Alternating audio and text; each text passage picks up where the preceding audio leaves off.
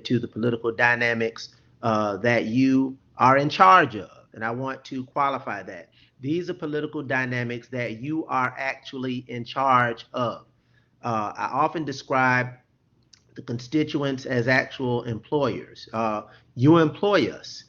You can be satisfied with our performance over the course of 2, 4, 6 years if you're a United States Senator. You can retain us, rehire us, or you can fire us. But we work for you.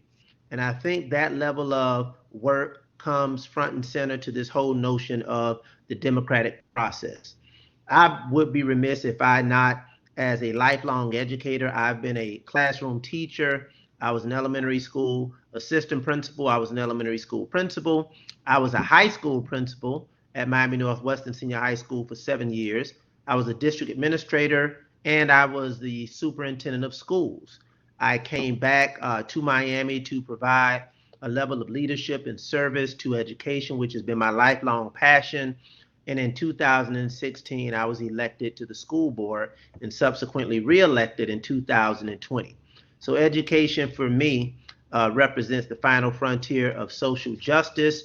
It represents the epitome of public service. No disrespect to my colleagues in other sectors, but I do believe that education really provides an opportunity for us to set the foundation for what you do, what you learn, ultimately how you live, and how you serve.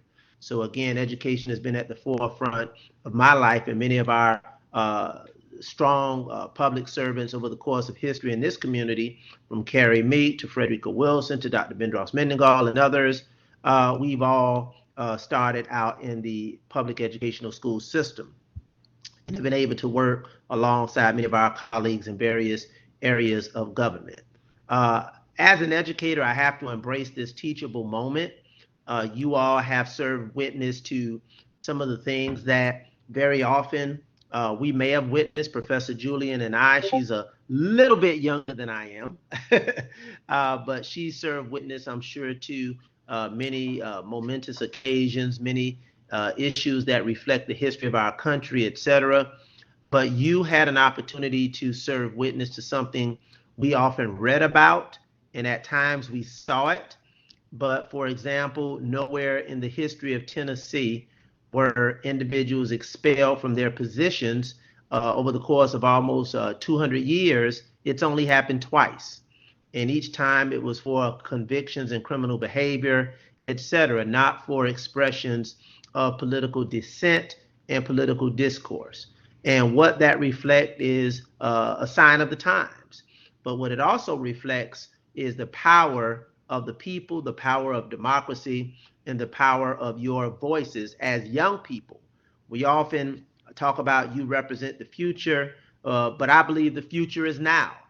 The future is now, and that future is being shaped by decisions that we make and levels of accountability that we're held to in Tennessee, in Florida, in Georgia, and other sectors throughout this country. And for those of you who may not have been fully engaged, and I know as students in Professor Julian's course, you're very much aware of the Tennessee Three, in which three representatives were expelled, brought up on charges for dissent. And dissent is just simply another word for disagreement, for expressing that disagreement in ways that some people thought were inappropriate. But obviously, people thought that the revolution that took place to serve as the foundation for this great country we live in, that revolution was not peaceful. That revolution was not in accord with how the British wanted things done. When we talk about the abolition of slavery, that movement wasn't necessarily in decorum and peaceful. There was protest. The journey towards civil rights, women's rights, LGBTQ rights, voting rights, those particular levels of engagement were not peaceful potentially, and they were not within the four corners of appropriate decorum.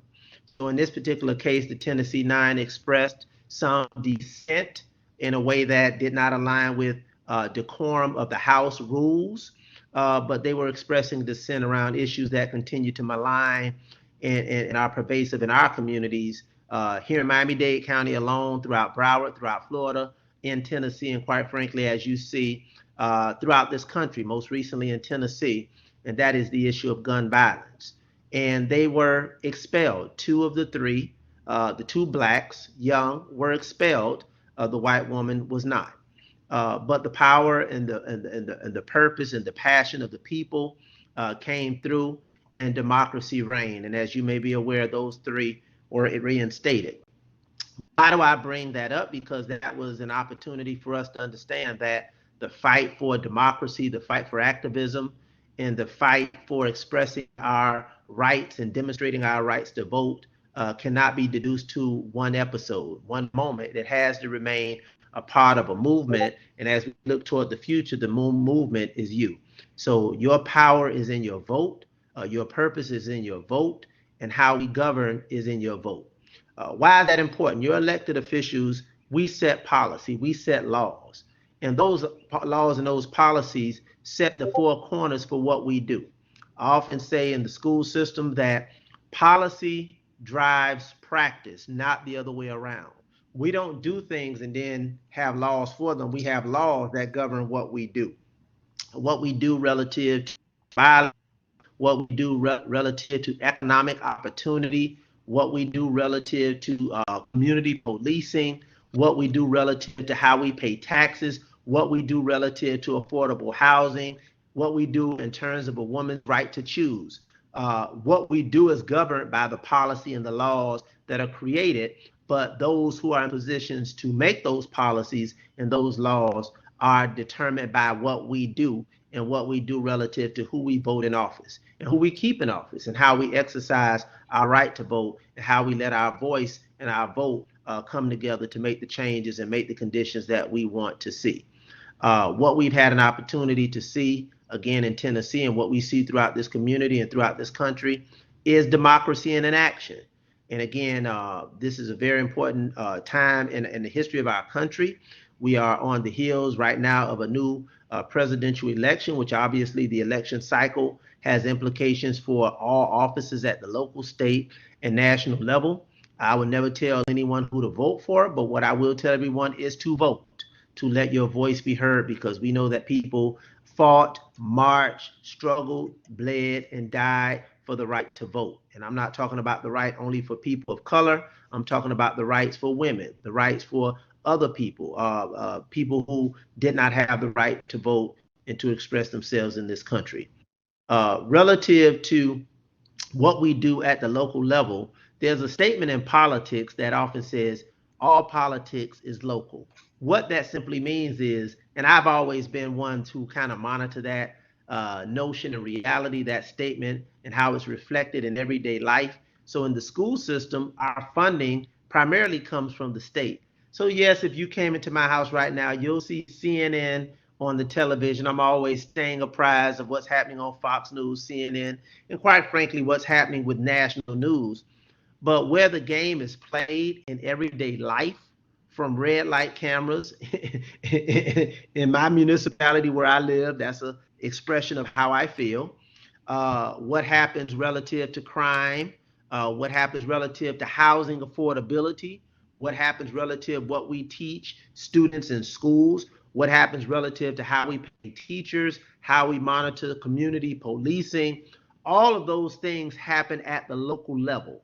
They affect our everyday lives. Am I concerned about a leak in the Pentagon? Sure, sure. They'll find the person that leaked it. They'll assuage and reconcile the differences between Ukraine and whatever was exposed relative to what country was going to help what country. But that's not what we call a kitchen table issue. That's not going to make a difference if I ride and come across a red light camera, I get a ticket. That's not going to matter whether or not I'm pulled over in my community because I'm driving while black. That's not going to matter to a woman's ability to be compensated at the appropriate equitable level as male counterparts. That's not going to matter, quite frankly, to us making sure that we compensate our teachers and we keep our schools safe and provide the resources necessary for our students to be successful in school and in life. So yes, I'm concerned about what happens at the federal government, But what I'm also concerned about and more concerned about is what happens at the state level that's going to impact my everyday life. Historically, we would not have been consumed with what happened at the state because, again, this whole notion of politics being local was always respected in policy positions at the state and definitely at the federal level. In fact, our own Constitution says anything that's not mentioned in the Constitution is left to the states. And most local governments have what is called local control because we know the conditions in Miami Gardens. We know the conditions in Pinecrest. We know the conditions in Miami Beach. We know the conditions in Overtown. We know the conditions in Homestead. We know the conditions in Richmond Heights.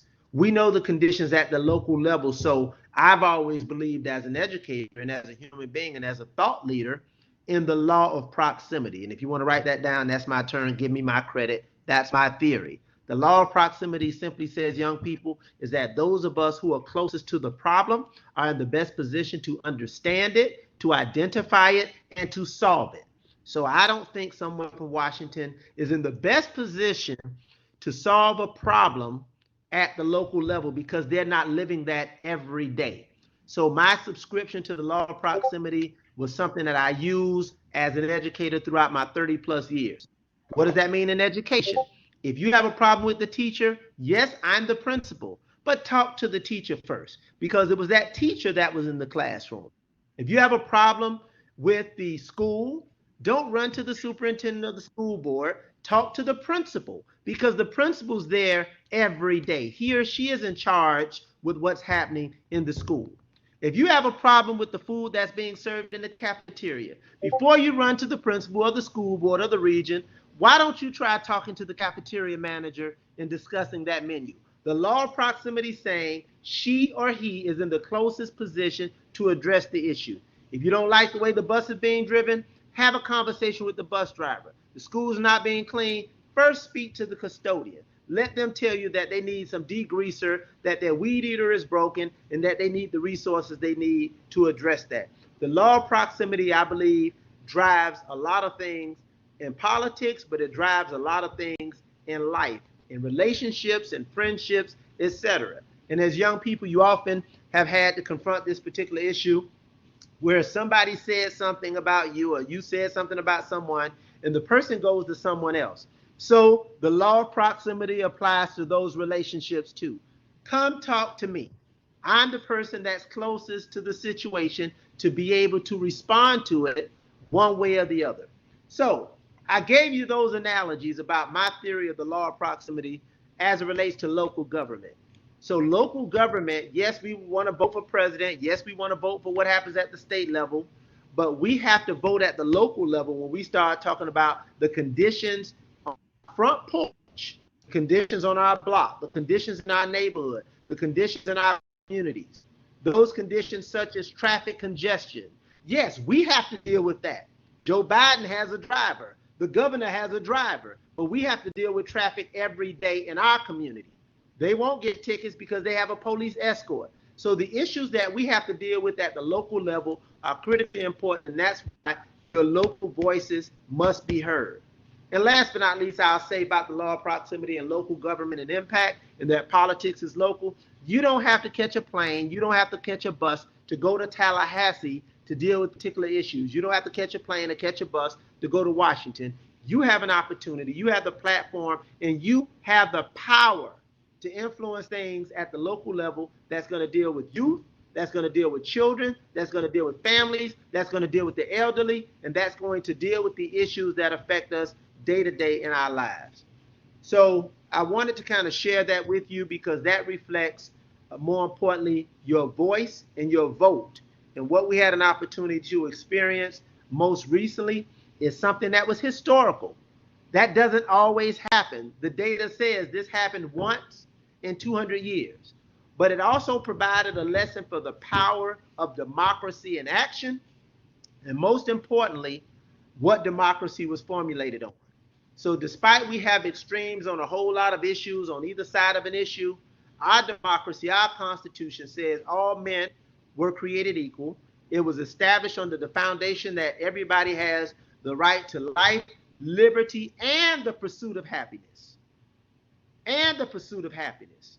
But most importantly, that's a reflection of this word that I believe that education reflects the final frontier, that I believe our system of politics should reflect, that I believe our local government, our state government, and our federal government should be committed to, and that is the issue of justice. And I'm not talking about the justice as a noun, I'm talking about the issue of justice as a verb. Because justice is not something that we hold, something that we look at, something that we talk about. Justice is something that we do. And the fulcrum, the foundation for you to do justice is to vote, to stand, and to speak, and to fight. So do justice as a verb, and you have an opportunity to do justice every time there's an election cycle. Let your voices be heard. Let it be reflected in actions that will allow those we elect, such as myself, Professor Julian, and so many others, to do justice for everybody in the communities that we serve. So with that, being a former teacher, I know I'll open it up for questions. And I want to thank you, Professor Julian, for providing a platform, for letting me to hopefully sow seeds and plant seeds into the heads, into the hearts, into the minds of young people, that one day, 5, 10, 15, 20 years from now, these seeds will grow trees that will bear fruit that I will never eat from, that will Dr. serve our Gallon, community and improve our state and nation. Thank you so much. you just took us to church. Can the church say amen? I mean, you were Amen. so spot on. You were so spot on, Dr. Gallon. My students literally just finished an assignment on the Constitution, democracy, the Federalists versus the anti-Federalists. So everything that you just spoke of, and guys, I hadn't even communicated with Dr. Gallon about your assignments or anything that you had worked on. I mean, this right here truly, truly is divine. You just touched on everything that these students just submitted a 1,000 word essay on. So I'm I, just, I believe I believe in divine intervention, and your Professor Julian will say, and he's not reading any notes. So I'm not this reading any is notes, not referring to anything on the screen. Um, I thank you for the opportunity, and I thank God for the gift and the opportunity that He's given to me to share my gift with you. And so, if there are questions or comments or anything, I understand that education and dialogue should be something that's dynamic. It's not static. It's not one way, and it should involve some opportunity for reciprocity of discourse. And I definitely invite that and welcome it if need be. Thank you so much. Thank you, Dr. G. Students, do you have any questions for Dr. Gallon? So while we wait for our students to put their questions in the chat, Dr. Gallon, I must tell you that there are two students in my course right now that are in high school and they're doing the dual enrollment program. Yes. One of them, Okay. yeah, one of them is Joy Turner. Joy, wave or say hello, get off of mute and say hello. Hello. Hey, Joy.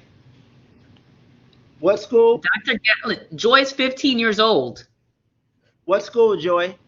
I'm homeschooled. Oh, Okay, homeschool. Okay, great, great. That's part of our democracy. One size does not fit all. And if the size That's that you're right. in right now is working for you at 15 years old, you're taking college courses. If it ain't broke, don't fix it. Keep doing it. And then the other student is Sindhu, and I think Sindhu's in class right now, so he's not able to get off of mute. But Joy published a book, Dr. Gallon. I don't know if you can see my screen. I'm trying to put it up here, but I am so amazed at this young lady. I mean, I reached out to her in grading her assignments, and I said, Joy, you are a phenomenal writer. Do you have plans to go to law school once you're done with your 4-year degree? And she says, well, Professor, I'm only 15 and I haven't thought about that. Dr. Gallon, I fell out of my chair. I said, you're what? Dr. Gallon, she writes like a scholar. I mean, she is just phenomenal. And she said, Professor, if there's any way that you think that maybe I can be more, I can help with my community or volunteer or anything, can you let me know? And she said, I also published a book. You can check me out on my website. And I went on her website, Dr. Gallen, and I will tell you that it brought me joy. It shows me that our kids are learning. It shows me that our educators are doing a phenomenal job at teaching our students. It shows me that all hands are on deck and that her parents are not just sending her to school as a babysitting service, but that they're involved. I mean, it just showed me that it takes a community. And in addition to that, she's a chef. She wakes up every Sunday morning and prepares meals for her community. Oh, blessing, blessing. Let me see if I can pull this up. But do you guys have any questions for Dr. Gallen? Don't be shy. joyturner.com. And Dr. G, I promise to have you out of here by 1:50. Okay. I have a question, Professor Julian and Dr. Gallen. Sure. Yes. I don't recall if Isabel was able to read his biography. So I'm going to just kind of throw this out there. But what was your turning point that made you want to become more involved with government or with your position? And before you read that, before you respond, Dr. Gallen, let me just say this, Daisy. So Isabel was going to read Dr. Gallen's bio, but you will notice that when Dr. Gallen came in, immediately he introduced himself to you all and he told you all about himself. Yes, I saw that he did. Exactly. So I want you guys to take note because Dr. Gallen, we were prepared to read your bio. And then you came in and introduced yourself and you told the class about everything that you had done, which is one of the highlights of this. So guys, take notes. Take notes. That is a skill set. Take notes. Okay, go ahead. Yes. Mostly everything, but we are a reflection, not simply of our professional prowess and success. We're a reflection of our personal journey. And my journey personally is a young man out of Liberty City, single parent household, the youngest of siblings, the only one to go to college, teenage father, wasn't overly successful coming out of high school, was admitted to college, graduated in 3 years, magna cum laude from FAMU with a degree in English, came back, became an assistant principal. I didn't tell you, at the age of 23, became a principal at the age of 26, earned my master's and my doctorate. By the time I was 28, I earned my doctorate degree. I have published several books. You can go to Amazon, not that I'm selling books, no, but Amazon, I'll donate it so you want some, but Light Found in the Dark is a documentary that was done on my life, and you can go online and look that up, lightfoundinthedark.com. It's in 2 parts. It talks about how I grew up and it talks about how I progressed through the school system and how I became the first and only Black to start in the school system as a teacher to become a superintendent. It talks about many of the challenges that I faced, and that's the name of the title, Light Found in the Dark. This thing that we call life is not always going to have highlights. It's not always going to have mountains. You're going to have valleys and you're going to have darkness. But part of living and loving is to be able to fight through it and find light in the dark. And that's what my life reflected.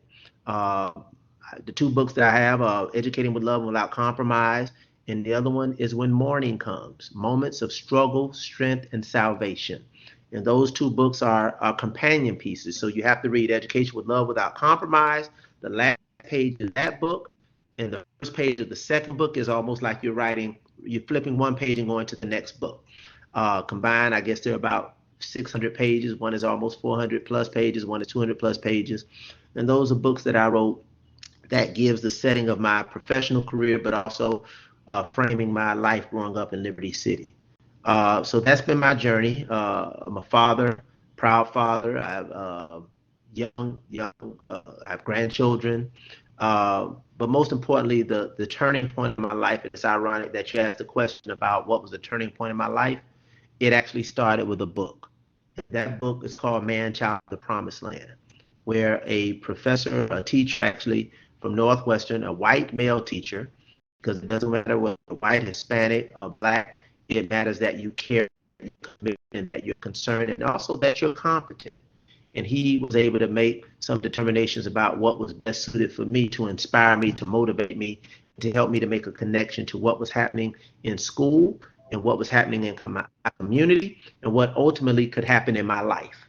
And so instead of reading the story, The Red Badge of Courage, and I don't want to give the documentary away for those of you who watch it, because the actual teacher who taught 50 years in the school system is actually in the documentary. We substituted that book for Man, Child, and the Promised Land. And Red Badge of Courage was this small. Man, Child, and the Promised Land was this big. And that was a book that was a turning point in my life, because it gave me an opportunity to go through some moments of reflection and look at my life and where I was and where I could be if I didn't make certain decisions to move forward, to stand still. And when you stand still, you're actually moving backwards because the world is still moving. Thank you so much, Dr. Gallen. I think that it's admiring to hear your life story. And I know a lot of people who use their upbringing and their personal situations to like succumb to it in a sense, and not to overcome it and to come out on the other side of it, you know, with a tale as similar as yours, or with you know, the life that you've lived. So Light Found in the Dark is actually a nice phrase, and I put the link of the website on the chat, but I'm gonna definitely go back and look into it and explore your site. Thank you. Thank you. Thank you, Daisy. Danielle has her hand up. Go ahead, Danielle. All right, so I'm able to come on the mic. I've been really wanting to ask this question. I hope the quality of my Wi-Fi is not too bad, but I wanted to ask, given the current climate with Ron DeSantis and like him wanting to limit certain curriculums and basically how we're supposed to learn in this square compared to you learn it the way you learn, you know, how has that affected your district? How are you guys coping with it? Are there any plans to, you know, move past that? Like, how does it affect you, I guess, your district, and how are you guys coping with it really is like what I'm curious to hear. I'm concerned myself because I have a niece and a nephew who also live in that district, and it's like there's not just one side of the story, there's several sides to the story. And I'm wondering if there's any sort of freedom that you guys have to kind of be like, you know what, no, we're not going to go with that. I don't know if you could just, you know, Yeah, it's a great question, Danielle. And it's funny that you mentioned freedom in the free state of Florida, right? And the question that you have to ask, are we free to do X, Y, and Z? We should not ever find ourselves as individuals, as professionals, as public servants, to be questioned about free to do X, Y, and Z.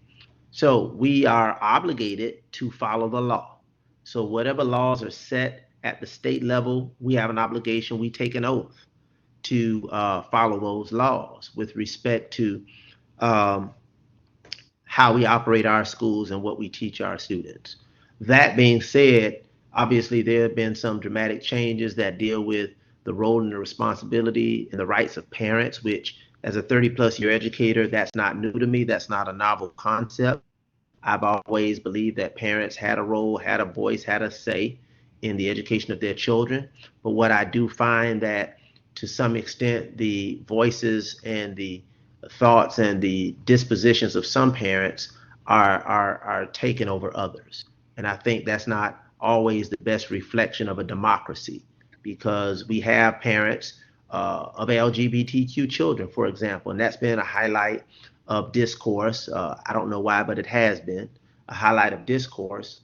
And we find ourselves having to, quote unquote, protect certain children from certain things at the denial of others.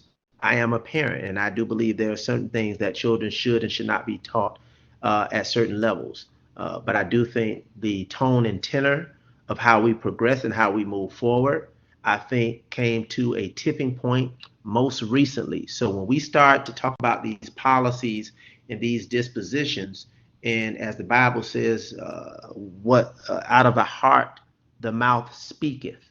We had an African American, Representative Barnaby, out of I forgot what county he's from.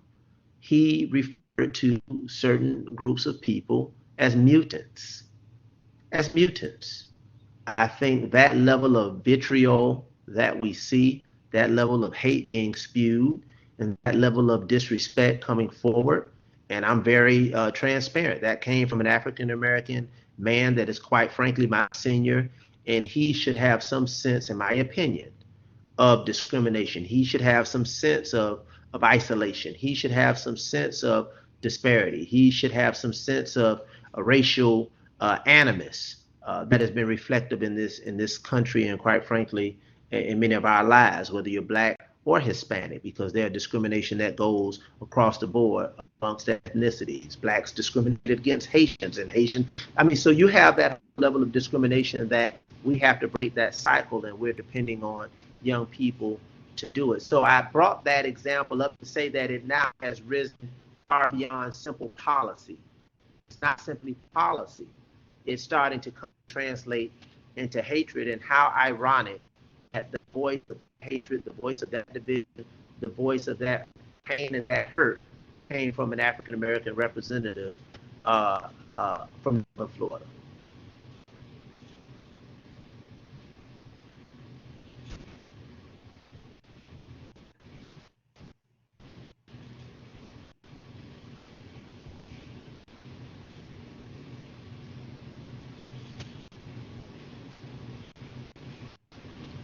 Somebody else asked the question. I'm sorry. Did my screen freeze? Oh. Yeah, my screen is freezing too. Can you guys hear me? Okay. Okay. Okay. Professor, well, Dr. Lee, I want to thank you. Yes, go ahead. I'm sorry. You can close out. Well, thank you so much. I really appreciate you. And I don't know if you can see my screen. I'm sharing it. Can you guys see my screen here? Yes. The tail of the Well, this is yes. Yes. So That's this is book. Joy Yes. Turner, who's in my class, 15 years old, and this is the book that she published. She's an author, CEO, and entrepreneur. As a high school student, The Tale of Lamar A. Love, We Will Be All Right. And this is a little bit about her. This brings me great joy because it reminds me of why you do what you do as a school board member, as an educator, as a teacher, right? Because this is the fruit of your labor as an educator, right? People tend to publish books later on in life, and this was 15 years old. She's got a gift, she's got a vision, she's got a purpose. So I just wanted to, and I'm honored to have her in my class. So I wanted to share this with the class and share this with you, Dr. Gallen, to say thank you so much for everything you're doing for our kids. All right. And thank you so much for what you're doing for our young people in our community. I remain proud to have been a full supporter of your leadership, of your service prior to you transitioning into what I call titular leadership and title alone. You have demonstrated leadership that this community needs, a colleague and a friend. So thank you. God bless each and every one of you, and stay the course and continue young people to do justice. Thank you, Dr. Gallen. Be well. Thank you. Bye-bye. Bye. I know you guys enjoyed that. I want to hear from you guys. Give me some feedback. Share some thoughts with me. He came guns blazing in the best way possible. Yes, he was prepared. He was prepared. You stay prepared so that you don't have to get prepared. He demonstrated that to you guys. And this is why I don't have just anybody come and speak to you all, right? I select the people that I want to have speak to you all based on responses of your assignments, but also based on the work that they've done in our community to help our community move forward, to help our kids, to help our seniors, to just make sure that everyone is thriving, right? And that we leave our community in a better place than we found it for the future generation. And I tell people all the time that you don't want a leader that is just an ornament. You don't want somebody who's just going to sit there, not say anything, and just hold a title. You want a fighter. You want an advocator, somebody that's going to advocate on your behalf, advocate for for your community, advocate for access, equity, right? Those are the people that you want to have in positions of leadership. So when you said yes, the law of proximity was very powerful. Look, notes, y'all. I'm sticking note right here. I'm like, wow, the law of proximity. I mean, this man is just so smart. Just very. I just love Dr. Gallen. I mean, he's just definitely one of the pillars of our community. Somebody that's well regarded, very well respected. You know, I only present you all with nothing but the best. Okay, so this is a lesson to you all that, you know, when you do go out and vote, make sure you do your research on the people that are running to represent your community. That is school board, city council, Congress, Senate, governor, president. Do your research, guys. Read, do your research. Okay. The law of proximity. I love that. I love that. The next time somebody comes to me and say, well, I heard somebody told me that you said this, I'm going to say, you ever heard about the law of proximity? Let me tell you about the law of proximity. Dr. Gallen preached about the law of proximity. And let me tell you what it says, right? It's so true. It is so true. Go to the people that can help you. Don't go around them. Don't go around the person or around the situation. Go to the source. All right. What else you guys got for me?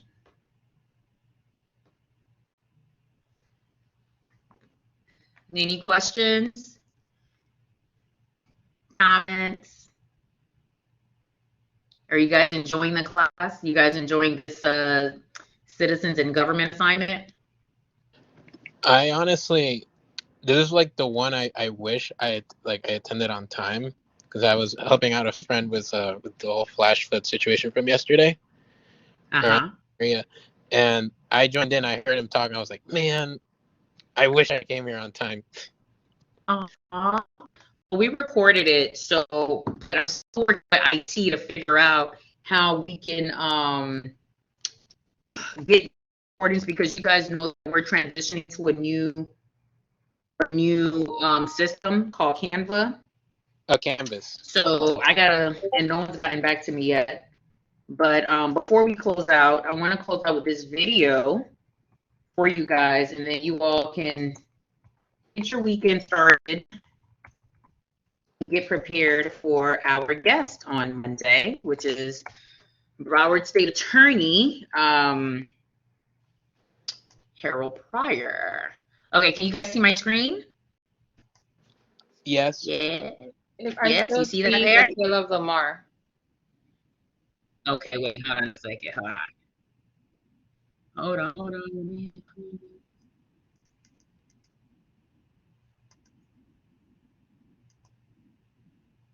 Okay, so I'm gonna leave you guys with this. It's a 3-minute video. And this is how we're gonna end our class. If you guys don't have any other questions for me, this is how we're gonna end the class, okay?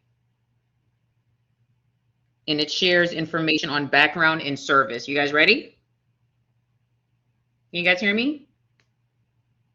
Yes, we can hear you. Okay, here we go.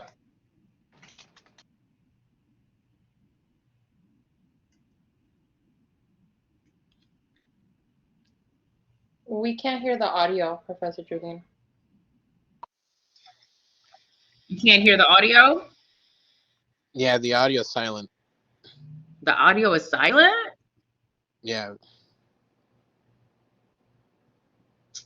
Okay, hold on. All right, guys, hold on. I don't know what is happening with this computer. Oh yeah, I was gonna bring this up earlier too when he was talking about the representative that was saying those things about trans people. The representative also compared them to, you know, the X-Men.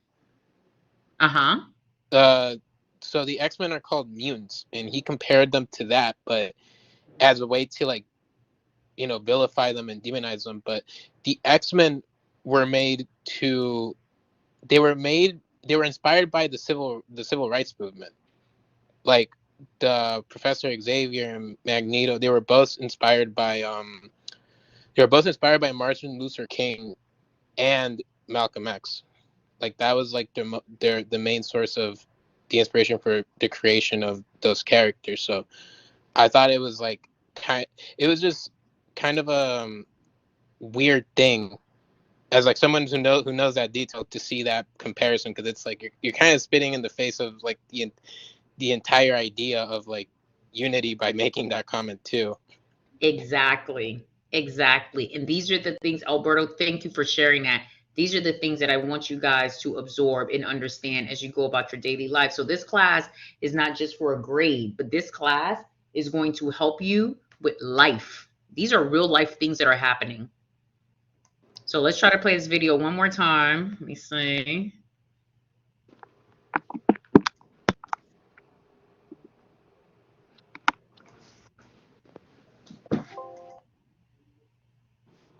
I don't know what's happening here.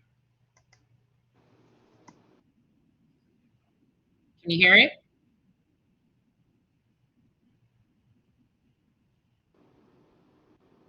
No, it's No. still